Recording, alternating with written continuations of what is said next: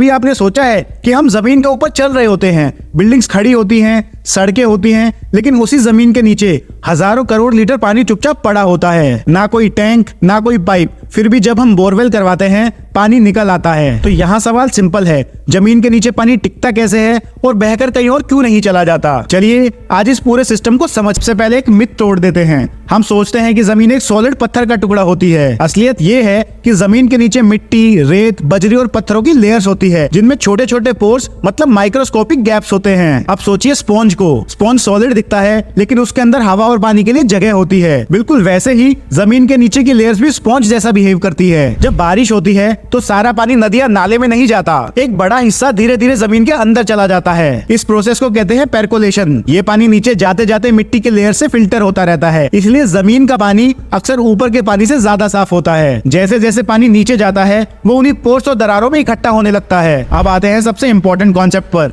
Aquifer. Aquifer कोई underground river नहीं होती, बल्कि रेत, बजरी या पोरस पत्थरों की वो लेयर होती है जिसमें पानी भरा होता है। इस लेयर के ऊपर और नीचे कुछ ऐसी लेयर्स होती हैं जो पानी को आगे जाने से रोकती हैं, इसलिए पानी वहीं रुक जाता है। इसी एक्वीफर से बोरवेल पानी खींचता है, हैंडपंप चलता है और शहरों को पीने का पानी मिलता है। वैसे ये सवाल सबके दिमाग में जरूर आता है, ग्रेविटी तो नीचे खींचती है, फिर पानी और नीचे क्यों नहीं चला जाता? तो इसका जवाब सिंपल है, नीचे जाकर जमीन के अंदर हार्ड पत्थरों की लेयर आ जाती है जिसे पानी क्रॉस नहीं कर पाता। इसके ऊपर पानी जमा हो जाता है और इसी लेवल को कहते हैं वाटर टेबल। वाटर टेबल ऊपर हो तो हैंडपंप चल जाता है, नीचे चला जाए तो बोरवेल करना पड़ता है। इंडिया जैसे देश में 60% से ज्यादा एग्रीकल्चर और लगभग 80% रूरल पीने का पानी जमीनी पानी पर डिपेंड करता है। लेकिन प्रॉब्लम ये है कि जितना पानी हम निकाल रहे हैं उतना वापस जमीन में जा ही नहीं रहा है, इसलिए बोरवेल और गहरी होती जा रही है। कई एरियाज में पानी खारा हो रहा है और कुछ जगह जमीन बैठ भी रही है। तो नेक्स्ट टाइम जब आप नल खोलकर पानी पीते हैं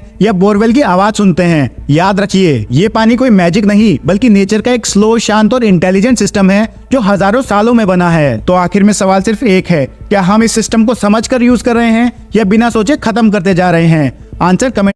इंटेलिजेंट सिस्टम है जो हजारों सालों में बना है। तो आखिर में सवाल सिर्फ एक है, क्या हम इस सिस्टम को समझकर यूज कर रहे हैं या बिना सोचे खत्म करते जा रहे हैं? आंसर कमेंट में जरूर